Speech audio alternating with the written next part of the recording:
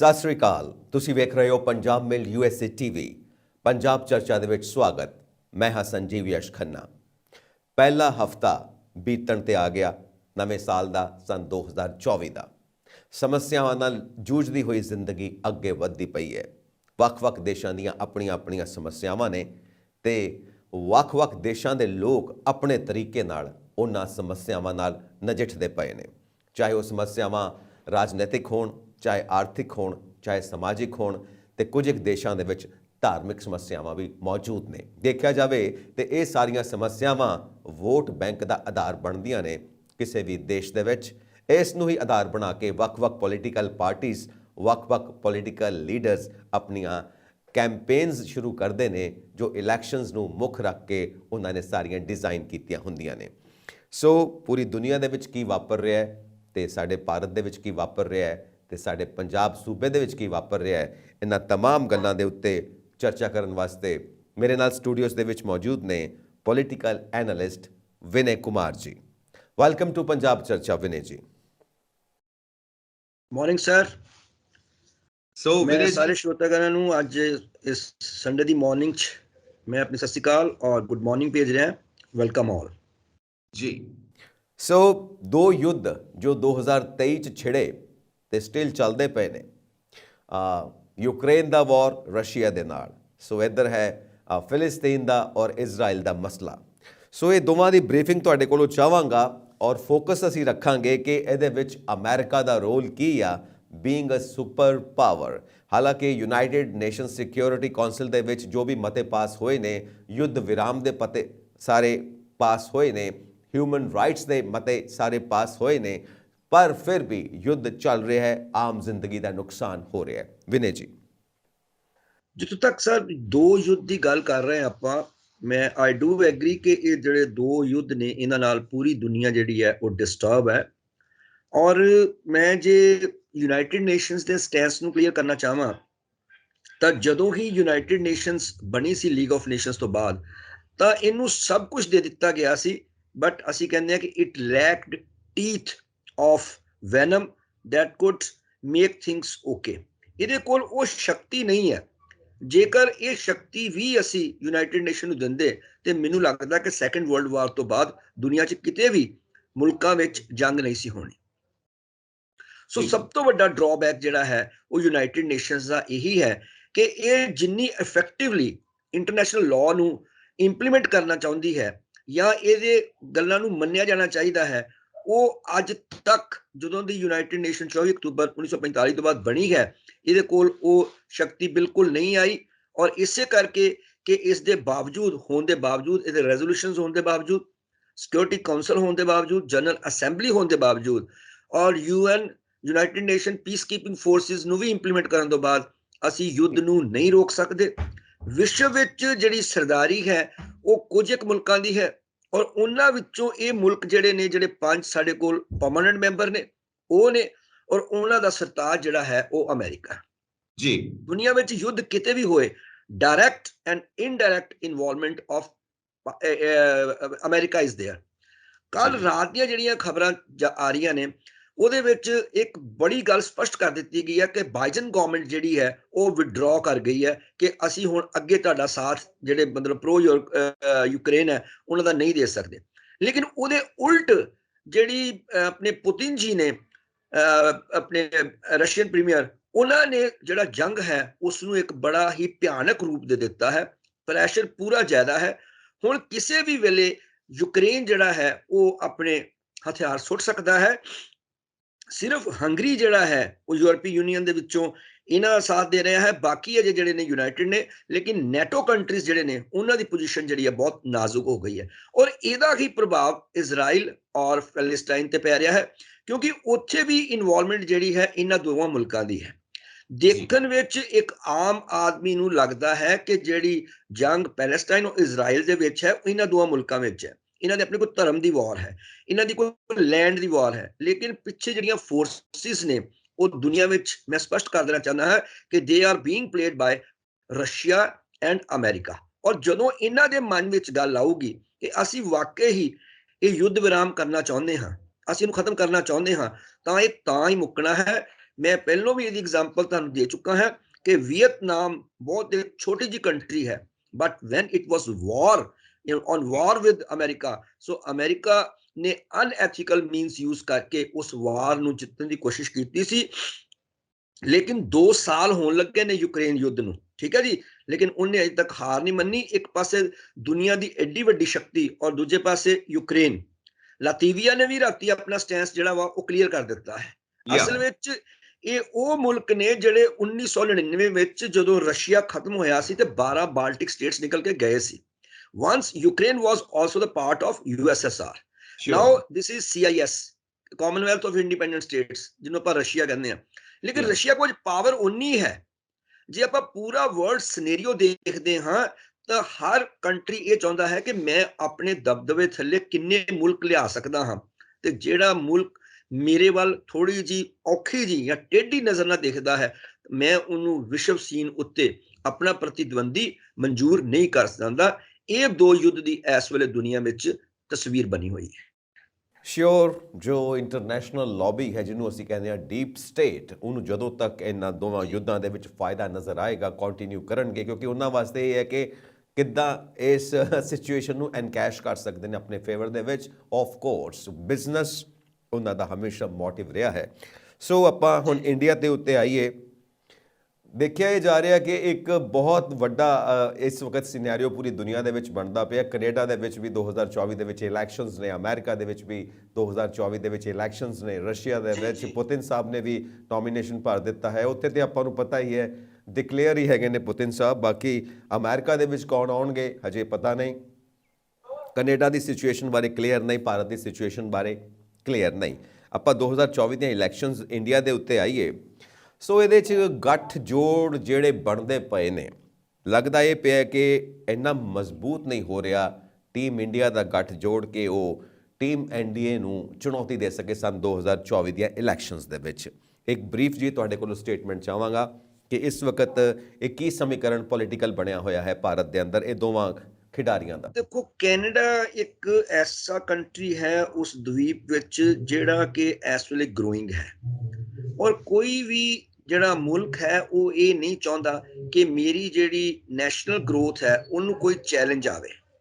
ਔਰ Canadian government ਜਿਹੜੀ ਆ, ਜਿਹਦਾ ਕਿ 24 ਵਿੱਚ ਇਹ ਨੈਸ਼ਨਲ ਆਪਣਾ ਇਲੈਕਸ਼ਨ ਡਿਊ ਹੈ, ਪ੍ਰੈਜ਼ੀਡੈਂਟ ਟਰੂਡੋ ਜਿਹੜੇ ਨੇ ਉਹ ਵਰਲਡ ਓਪੀਨੀਅਨ ਨੂੰ ਅਪੋਜ਼ ਕਰਕੇ ਆਪਣੇ ਖੇਮੇ ਵਿੱਚ ਜਾਂ ਆਪਣੇ ਦੇਸ਼ ਵਿੱਚ ਕਿਸੇ ਵੀ ਚੀਜ਼ ਨੂੰ ਪ੍ਰੈਕਟੀਕਲੀ ਤੌਰ ਤੇ ਉਸ ਤਰ੍ਹਾਂ ਦਾ ਨਹੀਂ ਲਿਆ ਸਕਦੇ। ਹੁਣ ਇਸ ਵੇਲੇ ਜਿਹੜੀ ਇੰਡੀਆ ਔਰ ਕੈਨੇਡਾ ਵਿੱਚ ਸਥਿਤੀ ਬਣੀ ਹੋਈ ਹੈ, ਜਿਹੜੇ ਡਿਪਲੋਮੈਟਿਕ ਰਿਲੇਸ਼ਨਸ ਨੇ ਉਹ ਤਾਂ ਕੋਈ they are not taken in good taste.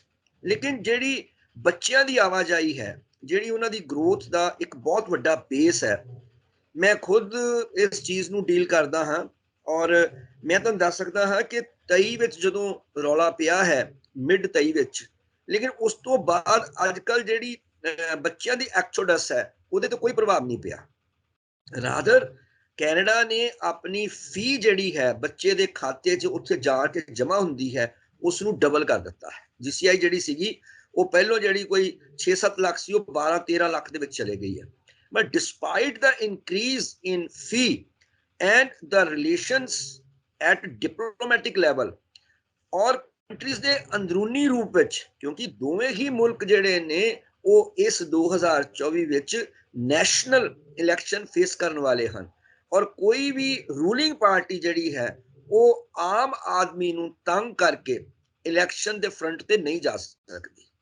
ਜੀ ਇੰਡੀਆ ਵਿੱਚ ਖਾਸ ਕਰਕੇ ਜਿਹੜੀ ਰਨਿੰਗ ਆਪਣੀ ਰੂਲਿੰਗ ਗਵਰਨਮੈਂਟ ਹੈ ਉਹਨੇ ਆਪਣਾ ਜਿਹੜੀ ਵਿਸਾਤ ਹੈ ਵਿਛਾ ਦਿੱਤੀ ਹੈ, ਸ਼ੰਖਨਾਦ ਹੋ ਚੁੱਕਾ ਹੈ, ਉਹਨੂੰ ਕਾਫੀ ਜ਼ਿਆਦਾ ਪੋਜ਼ਿਟਿਵਿਟੀ ਮਿਲਦੀ ਪਈ ਹੈ।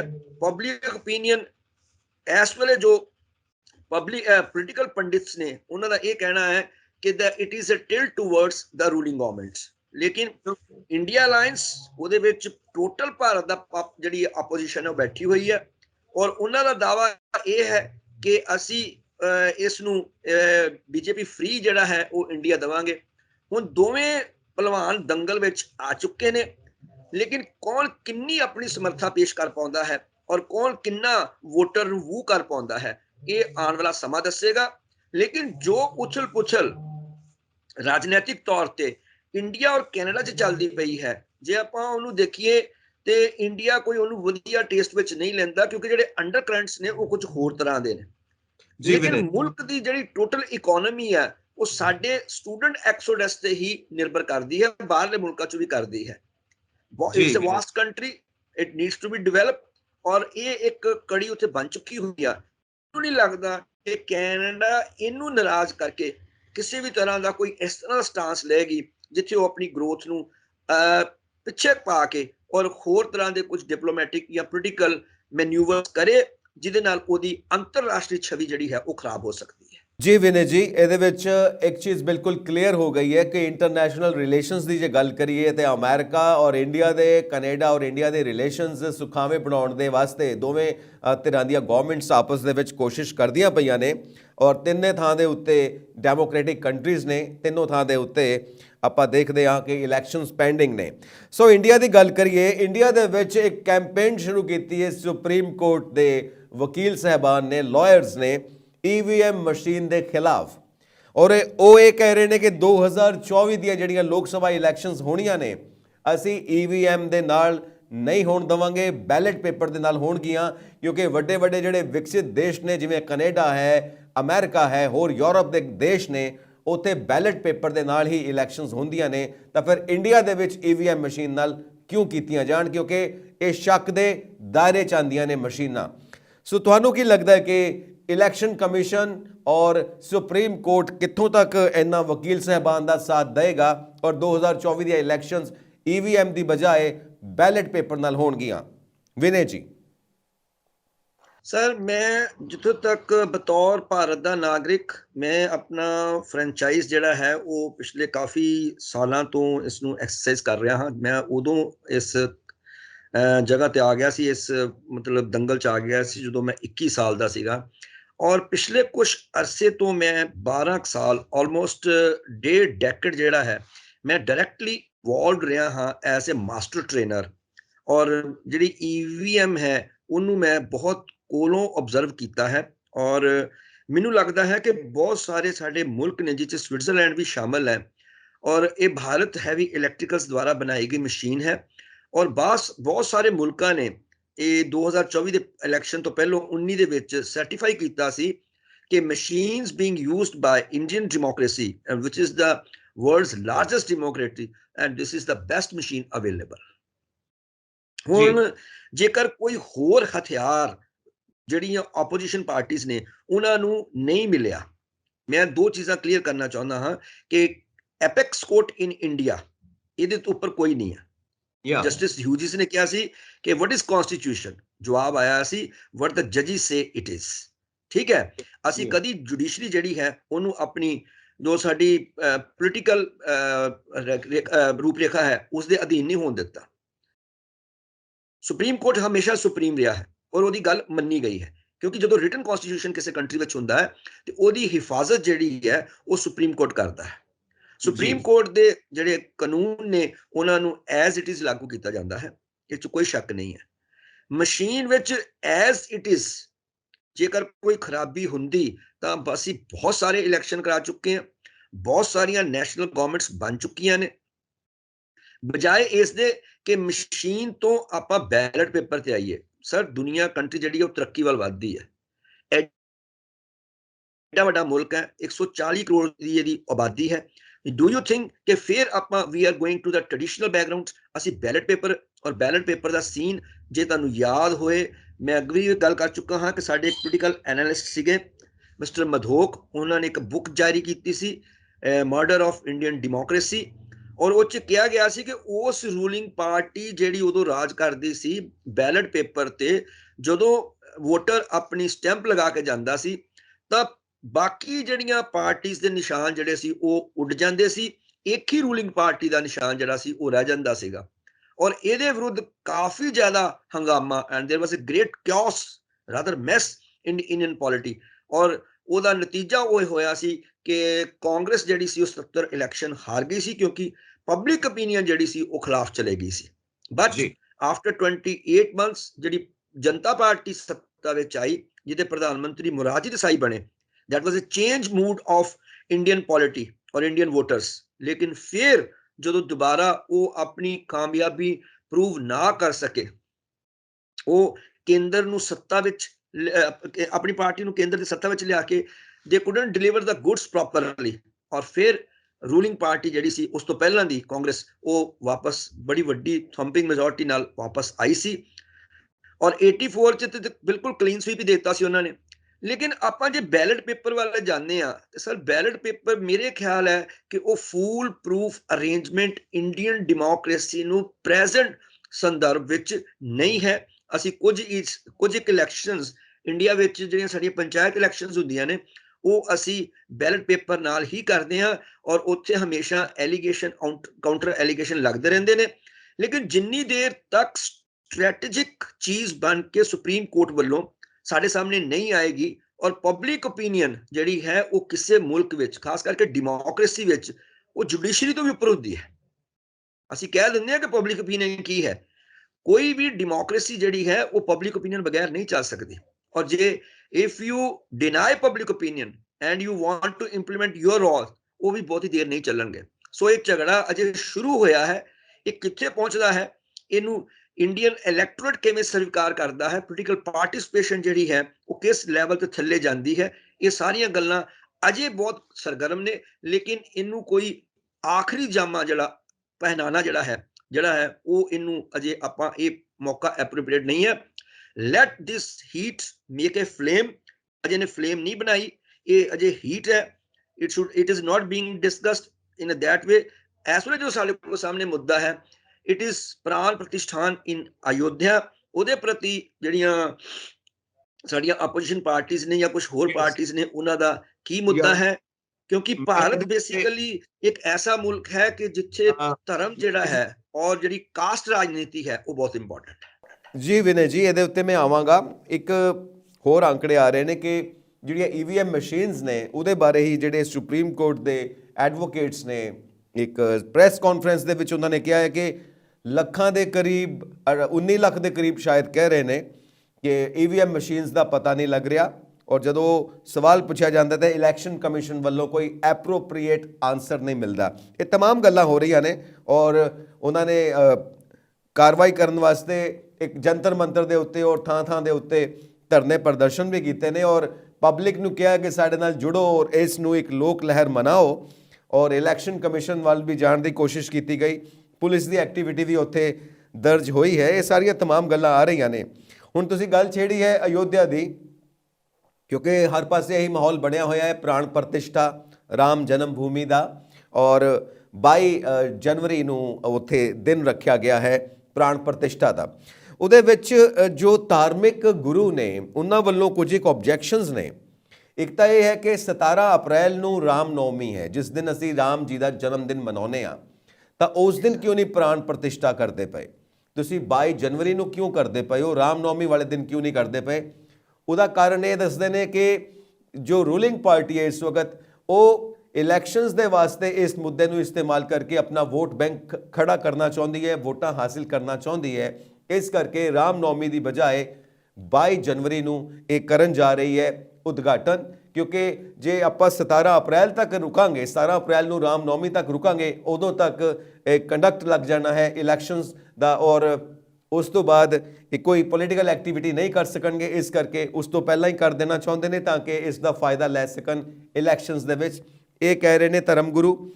ਔਰ ਦੂਸਰੀ ਗੱਲ ਉਹ ਇਹ ਕਹਿ ਰਹੇ ਨੇ ਕਿ ਹਜੇ ਰਾਮ ਮੰਦਿਰ ਪੂਰੀ ਤਰ੍ਹਾਂ ਕੰਪਲੀਟ ਨਹੀਂ ਹੋਇਆ, ਔਰ ਜਦੋਂ ਤੱਕ ਪੂਰਾ ਕੰਪਲੀਟ ਨਹੀਂ ਹੁੰਦਾ ਸ਼ਾਸਤਰਾਂ ਦੇ ਮੁਤਾਬਿਕ ਪ੍ਰਾਣ ਪ੍ਰਤਿਸ਼ਠਾ ਨਹੀਂ ਕੀਤੀ ਜਾ ਸਕਦੀ। ਦੂਜੀ ਗੱਲ ਇਹ ਕਹਿ ਰਹੇ ਨੇ। ਤੀਸਰੀ ਗੱਲ ਇਹ ਕਹਿ ਰਹੇ ਨੇ ਕਿ ਪ੍ਰਾਣ ਪ੍ਰਤਿਸ਼ਠਾ ਕੋਈ ਧਰਮ ਗੁਰੂ ਹੀ ਕਰਦੇ ਨੇ, ਕੋਈ ਬ੍ਰਹਮ ਗਿਆਨੀ ਹੀ ਕਰਦੇ ਨੇ, ਉਹ ਕੋਈ ਰਾਜਨੇਤਾ ਜਾਂ ਕੋਈ ਪੋਲੀਟੀਕਲ ਪਰਸਨੈਲਿਟੀ ਨਹੀਂ ਕਰ ਸਕਦੀ।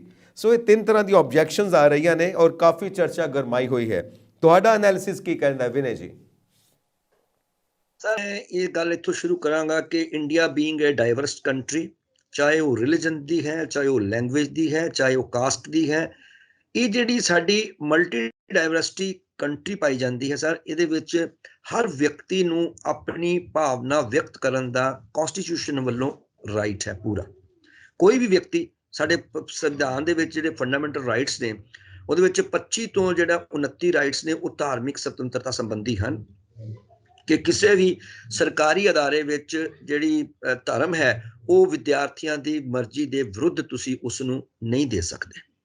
ਔਰ ਬੀਇੰਗ ਅ ਸੈਕੂਲਰ ਕੰਟਰੀ ਜਦੋਂ 76 ਵਿੱਚ ਦੋ ਸ਼ਬਦ ਹੋਰ ਕਨਸਟੀਟਿਊਸ਼ਨ ਦੇ ਪ੍ਰੀਐਂਬਲ 'ਚ ਸ਼ਾਮਲ ਕੀਤੇ ਗਏ, ਇੱਕ ਸੈਕੂਲਰ ਜਿਹੜਾ ਸ਼ਬਦ ਸੀ ਉਹਨੂੰ ਯੂਜ਼ ਕੀਤਾ ਗਿਆ ਔਰ ਇੱਕ ਸੋਸ਼ਲ ਜਿਹੜਾ ਸ਼ਬਦ ਸੀ ਇਹਨੂੰ ਅਸੀਂ ਇਹਦੇ ਵਿੱਚ ਪਾਇਆ 1976 42nd ਅਮੈਂਡਮੈਂਟ ਦੇ ਰਾਹੀਂ।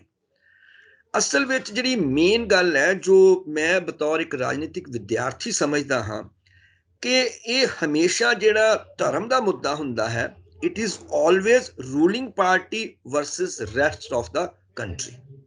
ਰੂਲਿੰਗ ਪਾਰਟੀ ਕਦੀ ਨਹੀਂ ਚਾਹੁੰਦੀ ਕਿ ਆਮ ਮਨੁੱਖ ਨੂੰ ਧਰਮ ਦੇ ਮੁੱਦੇ ਤੇ ਅਸੀਂ ਐਂਟੀ ਨੈਸ਼ਨਲ ਬਣਾਉਣ ਦੀ ਕੋਸ਼ਿਸ਼ ਕਰੀਏ, ਲੇਕਿਨ ਨਾਲ ਜਿਹੜੀ ਆਪੋਜੀਸ਼ਨ ਹੁੰਦੀ ਹੈ ਉਹ ਜੋ ਵੀ ਗੱਲ ਰੂਲਿੰਗ ਪਾਰਟੀ ਦੁਆਰਾ ਕਹੀ ਜਾਂਦੀ ਹੈ ਉਸ ਨੂੰ ਕਿਸੇ ਤਰ੍ਹਾਂ ਤਰੋੜ ਮਰੋੜ ਕੇ ਜਨਤਾ ਸਾਹਮਣੇ ਪੇਸ਼ ਕਰ ਦਿੰਦੀ ਹੈ।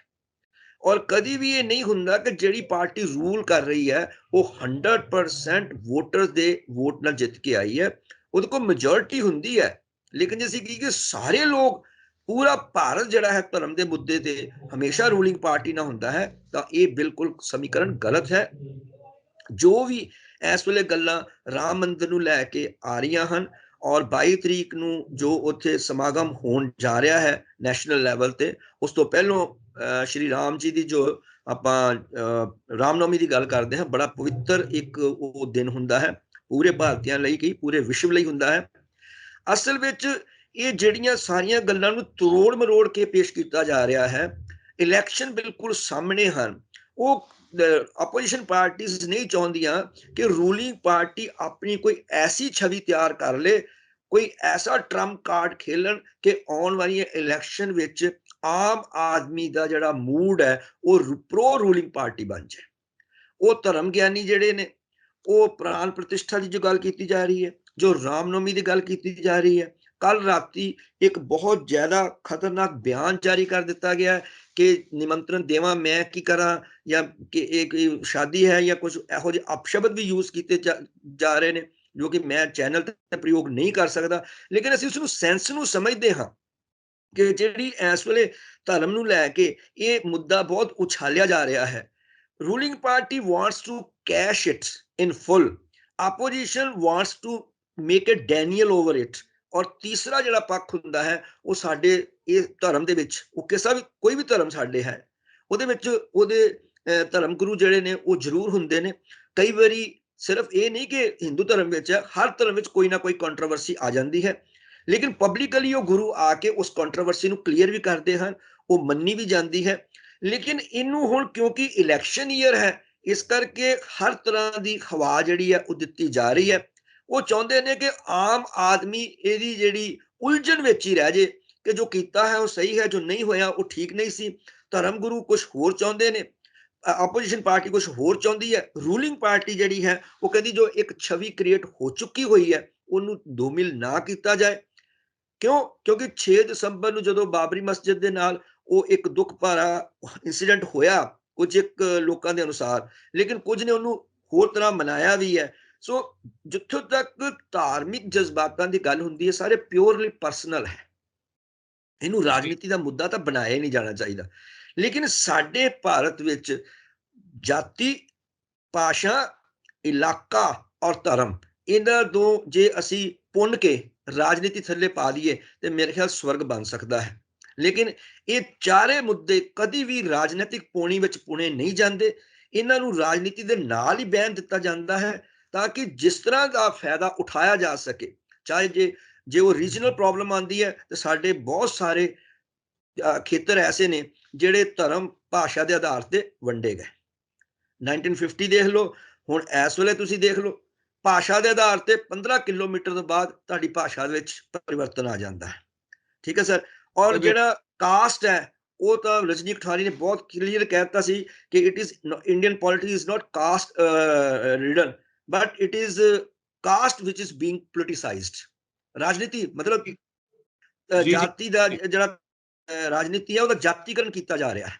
ਇਹ ਇੱਥੋਂ ਭਾਰਤ ਦੇ ਹੀ ਜਿਹੜੇ ਪੋਲੀਟੀਕਲ ਸਾਇੰਟਿਸਟ ਨੇ ਜਾਂ ਐਨਾਲਿਸਟ ਨੇ ਉਹਨਾਂ ਨੇ ਆਪਣੇ ਬਿਆਨ ਜਿਹੜੇ ਦਿੱਤੇ ਨੇ, ਔਰ ਇਹੀ ਹਿਸਾਬ ਜਿਹੜਾ ਹੈ ਉਹ ਸਾਡੇ ਇੱਥੇ ਰਿਲੀਜਨ ਦਾ ਹੈ। ਔਰ ਸੈਕੂਲਰ ਕੰਟਰੀ ਕਹਿ ਕੇ ਅਸੀਂ ਚਾਹੁੰਦੇ ਤੇ ਹਾਂ ਕਿ ਅਸੀਂ ਇੱਕ ਥਿਓਕ੍ਰੈਟਿਕ ਸਟੇਟ ਨਹੀਂ ਹੈ, ਅਸੀਂ ਇੱਕ ਸੈਕੂਲਰ ਸਟੇਟ ਹੈ। ਲੇਕਿਨ ਸੈਕੂਲਰ ਸਟੇਟ ਵਿੱਚ ਸਰ ਮੇਰੇ ਹਿਸਾਬ ਨਾਲ ਕੁਝ ਐਸੇ ਲੂਪ ਹੋਲਸ ਰਹਿ ਜਾਂਦੇ ਨੇ ਜੋ ਕਦੀ ਨਾ ਕਦੀ ਕੁਝ ਧਰਮਾਂ ਨੂੰ ਲੈ ਕੇ ਉੱਚਾ ਕਰਨ ਲਈ ਕਿ ਜੋ ਹੋਰ ਧਰਮ ਦੇ ਅਸੀਂ ਭਾਵਨਾ ਨੂੰ ਹਨਨ ਕਰਦੇ ਹਾਂ। ਜੇ ਕਿਸੇ ਧਰਮ ਨੂੰ ਅਸੀਂ ਉੱਚੀ ਕਰਨ ਦੀ ਕੋਸ਼ਿਸ਼ ਕਰਦੇ ਹਾਂ ਤੇ ਦੂਸਰਾ ਧਰਮ ਜਿਹੜਾ ਹੈ ਉਹਦੇ ਨਾਲ ਡਿਸਟਰਬ ਹੁੰਦਾ ਹੈ। ਲੇਕਿਨ ਹੁਣ ਇਸੇ ਗੁੱਥਮ ਗੁੱਥੀ ਦੇ ਵਿੱਚ ਸਾਹਮਣੇ ਖੁੱਲ ਕੇ ਕੀ ਤਸਵੀਰ ਆਉਂਦੀ ਹੈ ਕਿ ਰਾਜਨੇਤਾ ਵਾਕਈ ਪ੍ਰਾਣ ਪ੍ਰਤਿਸ਼ਠਾ ਵਿੱਚ ਹਿੱਸਾ ਲੈ ਸਕਦੇ ਨੇ? Are they constitutionally permitted to do it? ਕੀ ਰਿਲੀਜਨ ਉਹਨਾਂ ਨੂੰ ਪਰਮਿਟ ਕਰਦਾ ਹੈ? ਇਹ ਸਾਰੀ ਕਸ਼ਮਕਸ਼ ਕੁਝ ਇੱਕ ਦਿਨਾਂ ਵਿੱਚ ਤੁਹਾਨੂੰ ਸਪਸ਼ਟ ਹੋ ਜਾਏਗੀ। ਲੇਕਿਨ ਇਹਦਾ ਫੋਕਸ ਜਿਹੜਾ ਹੈ ਮੇਰੇ ਹਿਸਾਬ ਨਾਲ ਉਹ ਇਨ ਜਨਰਲ ਇਲੈਕਸ਼ਨ ਨੂੰ ਸਾਹਮਣੇ ਰੱਖ ਕੇ ਕੀਤਾ ਜਾ ਰਿਹਾ ਹੈ। ਜੇ ਜਨਰਲ ਇਲੈਕਸ਼ਨਸ ਨਾ ਹੁੰਦੀਆਂ ਤੇ ਤਸਵੀਰ ਕੁਝ ਹੋਰ ਹੋਣੀ ਹੈ।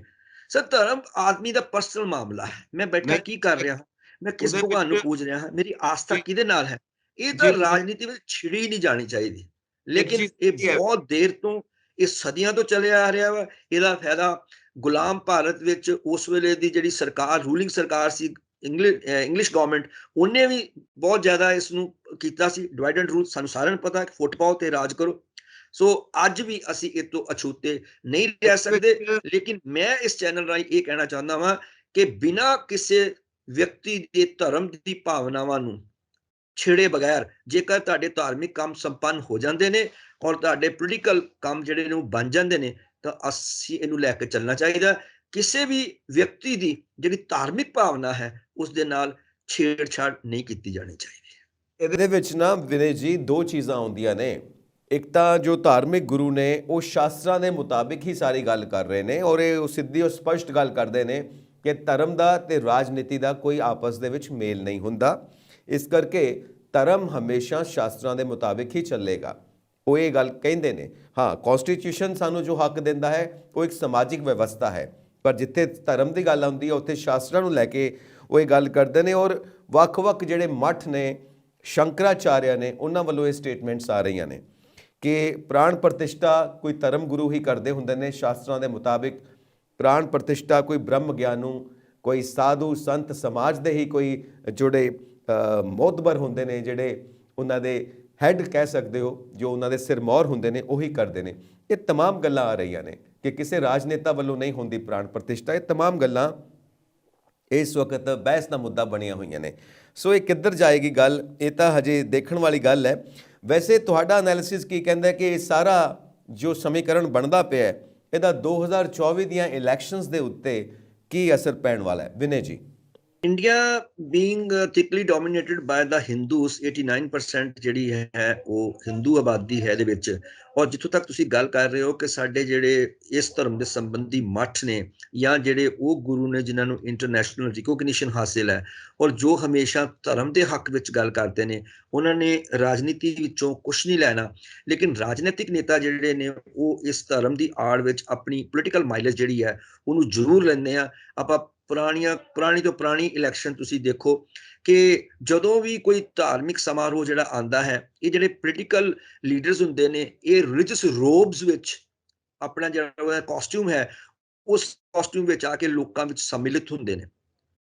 ਜੇਕਰ ਉਹ ਕਿਸੇ ਵੀ ਤਰ੍ਹਾਂ ਦਾ ਧਰਮ ਹੈ, ਉਹ ਕਿਸੇ ਵੀ ਤਰ੍ਹਾਂ ਦਾ ਸਾਡਾ ਪ੍ਰੀਮੀਅਰ ਹੈ, ਤਾਂ ਉਹ ਉਹਦੇ ਰੋਬਸ ਵਿੱਚ ਆਉਂਦਾ ਹੈ ਔਰ ਉਹ ਆਪਣੇ ਆਪ ਨੂੰ ਕਹਿੰਦਾ ਹੈ ਕਿ ਜਿੰਨੀ ਮੇਰੀ ਆਸਥਾ ਇਸ ਧਰਮ ਵਿੱਚ ਹੈ, ਉਹ ਏ ਧਰਮ ਹੈ, ਉਹ ਬੀ ਧਰਮ ਹੈ, ਉਹ ਸੀ ਧਰਮ ਹੈ, ਉਹ ਡੀ ਹੈ।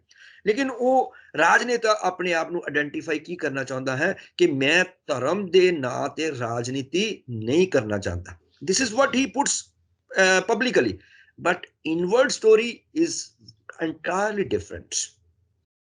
ਮੈਂ ਤਾਂ ਸਰ ਵੀ ਕਹੂੰਗਾ ਕਿ ਜਿਹੜੇ ਸਾਡੇ ਧਾਰਮਿਕ ਗੁਰੂ ਨੇ, ਜੋ ਸਾਡੇ ਮੱਠ ਕ੍ਰੀਏਟ ਹੋ ਚੁੱਕੇ ਨੇ, ਜੋ ਸਾਡੇ ਸ਼ਾਸਤਰ ਬੋਲ ਰਹੇ ਨੇ, ਤੁਸੀਂ ਇੱਕ ਨਿੱਕੀ ਜਿਹੀ ਐਗਜ਼ਾਮਪਲ ਦਿਓ ਕਿ ਕਈ ਵਾਰੀ ਆਪਾਂ ਕੋਈ ਤਿਉਹਾਰ ਮਨਾਉਣ ਲੱਗਦੇ ਹਾਂ।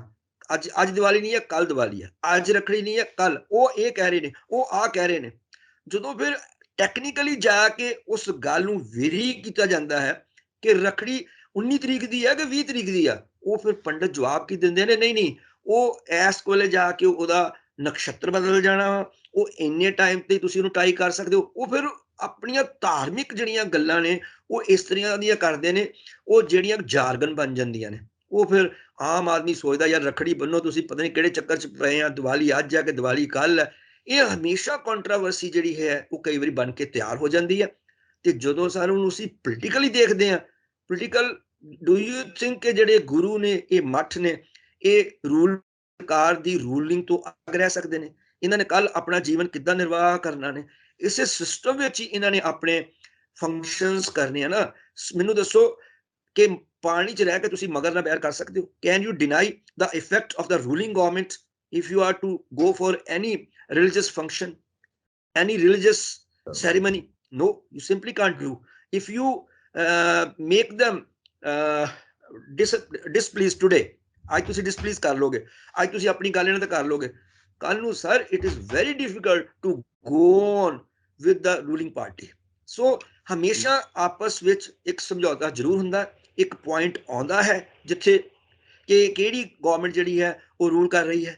ਹਰ ਗਵਰਨਮੈਂਟ ਤੇ ਇੱਕ ਠੱਪਾ ਹੁੰਦਾ ਸਰ, ਇਹ ਪ੍ਰੋ ਕੀ ਧਰਮ ਹੈ, ਇਹ ਰੂਲਿੰਗ ਪਾਰਟੀ ਪ੍ਰੋ ਕੀ ਧਰਮ ਹੈ। ਜਿਹੜੀ ਸਟੇਟ ਪਾਰਟੀ ਰਾਜ ਕਰ ਰਹੀ ਹੈ ਉਹਦਾ ਜ਼ੋਰ ਕਿਹੜੇ ਧਰਮ ਵੱਲ ਹੈ, ਉਹ ਕਿਹੜੇ ਧਰਮ ਨੂੰ ਜ਼ਿਆਦਾ ਵਧੀਆ ਪੇਸ਼ ਕਰ ਸਕਦੀ ਹੈ। ਰਾਈਟ ਸਰ, ਜਿੰਨੀ ਦੇਰ ਤੱਕ ਪਾਰਟੀ ਆਪਣਾ ਧਾਰਮਿਕ ਸਟੈਂਸ ਕਲੀਅਰ ਨਹੀਂ ਕਰਦੀ, ਉਹ ਪਬਲਿਕਲੀ ਨਹੀਂ ਆਉਣਾ ਚਾਹੁੰਦੀ।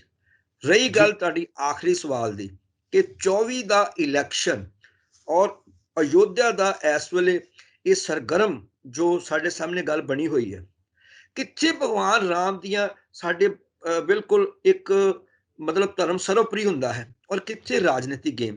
ਲੇਕਿਨ ਇਹ ਰਾਜਨੇਤਾਵਾਂ ਨੇ, ਪੋਲੀਟੀਕਲ ਪਾਰਟੀਆਂ ਨੇ, ਆਪੋਜੀਸ਼ਨਸ ਨੇ ਇਹਨੂੰ ਇਦਾਂ ਹੀ ਗੈਲਵਨਾਈਜ਼ ਕਰਨਾ ਹੈ ਔਰ ਅਲਟੀਮੇਟਲੀ ਹੋਣਾ ਉਹੀ ਹੈ ਜੋ ਮਨਜ਼ੂਰੇ ਰੂਲਿੰਗ ਪਾਰਟੀ ਹੋਗੀ। ਉਹਨੂੰ ਕਿਸ ਤਰ੍ਹਾਂ ਪੇਸ਼ ਕਰਨਾ ਹੈ, this is yet to be scene.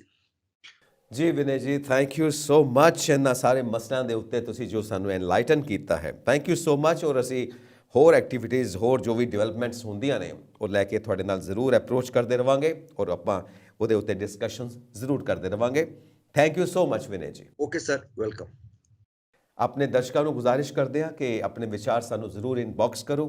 ਸਾਡਾ ਚੈਨਲ ਪੰਜਾਬ ਮੇਲ USA TV ਸਬਸਕ੍ਰਾਈਬ ਕਰੋ। ਸਤਿ ਸ਼੍ਰੀ ਅਕਾਲ।